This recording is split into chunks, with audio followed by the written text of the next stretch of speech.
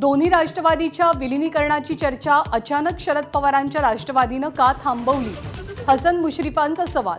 तर तेव्हा उत्तरं का दिली नाहीत? अब बात निकलेगी तो दूर तक जाएगी, शशिकांत शिंदेंचं उत्तर.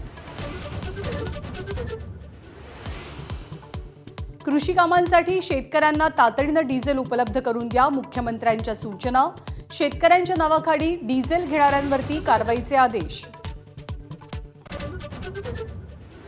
छत्रपती संभाजीनगरात मंत्री संजय शिरसाटांनी घेतला इंधन टंचाईचा आढावा.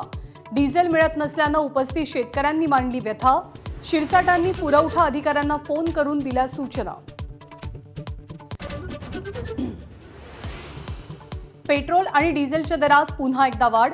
पेट्रोलचे दर 87 पैसे तर डिझेलचे दर 91 पैशांनी वाढले. गेल्या 9 दिवसातली तिसरी दरवाढ.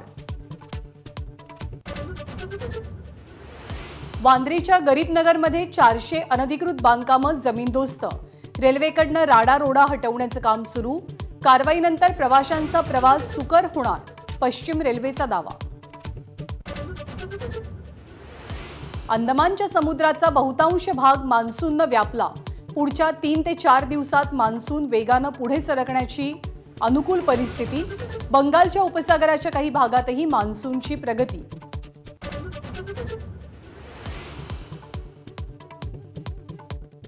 मुख्यमंत्री देवेंद्र फडणवीसांचा वंदे भारत एक्सप्रेसमधनं प्रवास.